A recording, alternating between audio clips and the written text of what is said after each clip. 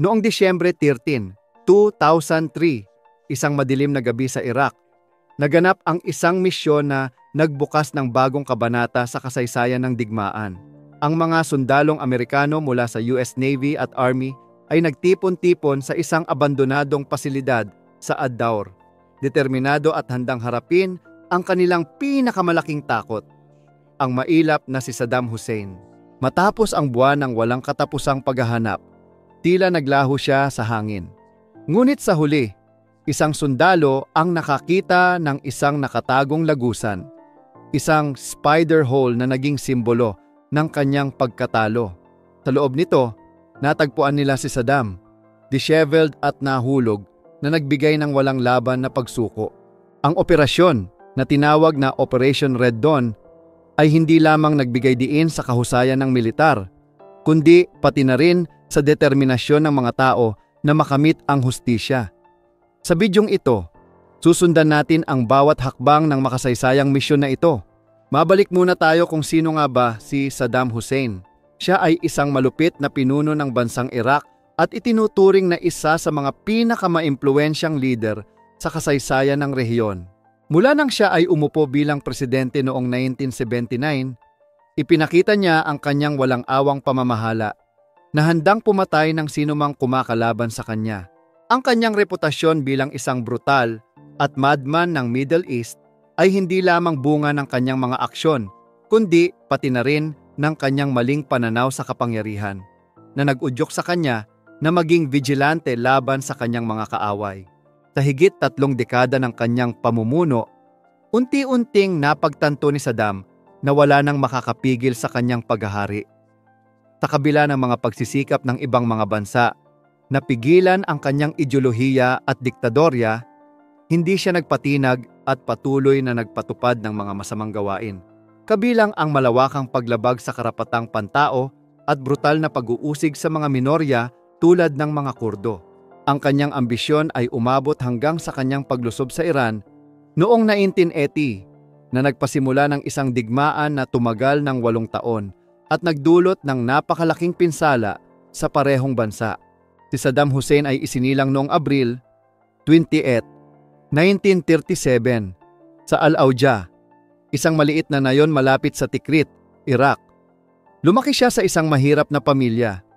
Ang kanyang ama ay namatay bago siya isilang, at ang kanyang ina ay nahirapan sa pag-aalaga sa kanya. Sa edad na 3, siya ay ipinadala sa Baghdad upang manirahan kasama ang kanyang tiyuhin. Dito, nakilala niya ang mga ideya ng nasyonalismo at politika na naghubog sa kanyang hinaharap. Noong 1957, sumali si Saddam sa Ba'ath Party, isang partidong nagtataguyod ng pan-Arabism at sosyalismo. Sa kanyang determinasyon, lumahok siya sa isang hindi matagumpay na pagtatangkang patayin ang Pangulo ng Iraq na si Abd al-Karim Qasim noong 1959. Matapos ang pagkakulong, nakatakas siya at naging isa sa mga pangunahing lider ng Ba'ath Party. Noong Hulyo 1968, tumulong siya sa pag-akyat ng kanyang pinsan, si Ahmed Hassan al-Bakr, sa kapangyarihan bilang diktador ng Iraq. Bilang vice-presidente, nagkaroon siya ng malaking impluwensya sa mga desisyon ng gobyerno at naging pangunahing tagapagpatupad ng mga reforma tulad ng nasyonalisasyon ng industriya ng langis. Noong 1979, opisyal siyang naging pangulo at pinangunahan ang isang rehimen na kilala sa brutal na pamamahala. Sa loob ng 24 taon niyang panunungkulan, ginamit niya ang lihim na pulisya upang labanan ang oposisyon at kontrolin ang mga mamamayan, habang siya naman ay namuhay sa labis na karangyaan at nagpatayo ng mahigit 20 palasyo.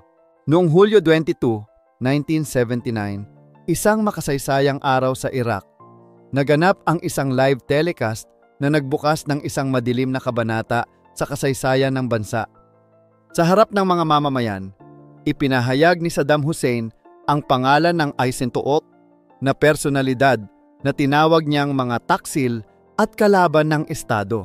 Sa isang iglap, walang pag-aalinlangan, ipinadala niya ang 22 sa firing squad. Ang brutal na hakbang na ito ay nagmarka ng simula ng isang malupit at walang awang pamumuno na magdadala sa Iraq sa bingit ng digmaan at pagdurusa. Simula noon, Naging normal na ang karahasan sa ilalim ng kanyang rehimen. Wala siyang sinasanto. Kahit sino na nagtatangkang sumalungat sa kanyang kapangyarihan ay nagiging target. Ayon sa mga ulat, tinatayang nasa 252,000 hanggang 292 katao ang nawawala at napaslang sa panahon ng kanyang diktadura. Hindi lamang mga lokal ang kanyang biktima, maging ang mga dayuhang bumibisita at mga etnikong minorya ay hindi nakaligtas sa kanyang mga kamay. Ang ilan ay dinakip at pinatay, habang ang iba naman ay pinakawalan kapalit ng malaking salapi. Para kay Saddam, ang pagkitil ng buhay ay tila isang simpleng gawain. Walang emosyon, walang pagdaramdam. Sa kabila ng kanyang malawak na impluwensya at kapangyarihan, hindi pa rin siya nakontento. Naglunsad siya ng maraming digmaan laban sa mga kalapit na bansa na nagdulot ng mas matinding pagdurusa sa kanyang mamamayan. Noong unang bahagi ng dekada 1980, sinali ni Saddam ang Iraq sa isang digmaan laban sa Iran. Ang digmaang ito ay tumagal ng 8 taon at kumitil ng higit sa 1,000,000 buhay, isang trahedya na hindi kailanman malilimutan. Sa gitna ng digmaan, ipinagpatuloy ni Saddam ang paggamit ng mga kemikal na armas hindi lamang laban sa mga sundalong Iranian, kundi pati na rin sa kanyang sariling Kurdish na populasyon. Ang brutalidad nito ay umabot hanggang sa mga hangganan ng imahinasyon. Mga tao ang pinabayaan at pinabagsak dahil lamang sa kanilang lahi o pananaw. Ang mga ulat tungkol sa paggamit ng gas at iba pang kemikal na armas ay umabot sa pandaigdigang atensyon. Ngunit tila hindi ito naging hadlang kay Saddam upang itigil ang kanyang mga plano. Pagkatapos ng matagumpay niyang pagsalakay sa Kuwait noong 1990, naglunsad ang Estados Unidos at isang koalisyon ng mga bansa ng operasyon upang palayasin ang kanyang hukbo mula dito noong 1991. Ang operasyong ito ay naging simbolo ng pagsalungat laban kay Saddam at nagbigay diin kung gaano kalalim ang takot at galit na dulot niya sa mundo. Sa kabila ng pagkatalo, hindi pa rin siya huminto. Patuloy niyang pinanatili ang kanyang rehimen kahit pa nahaharap siya sa matinding parusa mula sa United Nations. Sa buong dekada 1990, hinarap ni Saddam ang mga parusa mula sa UN dahil sa kanyang patuloy na paggawa at pagtatago ng mga armas na kemikal at nuklear. Ang kanyang rehimen ay naharap din sa mga akusasyon ng iligal na pagbebenta ng langis, isang hakbang upang makalikom siya ng pondo para ipagpatuloy ang kanyang pamumuno. Ang mga parusang ito ay nagdulot lamang ng higit pang hirap para sa mamamayan, isang sitwasyon kung saan ang mga ordinaryong tao ang nagdusa habang siya ay patuloy na namumuhay ng marangya. Hanggang noong taong 2023, ang kanyang pagbagsak ay nagsimula noong 2003 nang ang Estados Unidos ay naglunsad ng isang militar na operasyon upang pabagsakin ang kanyang rehimen. Ang operasyon ito ay kilala bilang Operation Red Dawn at hindi lamang si Hussein ang naging target. Siya ay isa sa 55 pinaka-wanted na tao sa Iraq.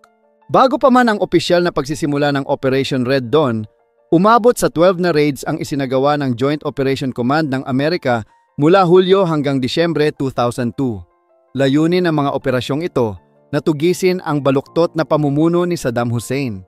Sa kabila ng mga pagsisikap, tila mailap si Hussein sapagkat hindi siya natagpuan sa anumang mga operasyon. Parang alam niya ang mga galaw ng mga Amerikano at patuloy siyang nakakaligtas sa kanilang mga pagsubok. Dahil sa hindi matagumpay na mga operasyon, nagdesisyon ang Estados Unidos na magsagawa ng mas malawakang operasyon na pinangunahan ng isang espesyal na unit na tinatawag na Task Force 121. Binubuo ito ng mga elite units mula sa Delta Force, Army Rangers, SEAL Team 6, CIA Special Activities Division at US Air Force Combat Controllers. Tinatayang nasa 1,500 ang bilang ng mga sundalong lumahok sa operasyong ito upang matiyak na hindi makakatakas si Saddam Hussein.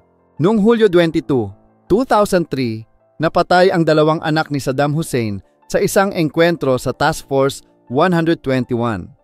Ang insidenteng ito ay nagbigay diin sa determinasyon ng mga Amerikano na tuluyang maalis si Hussein sa kapangyarihan.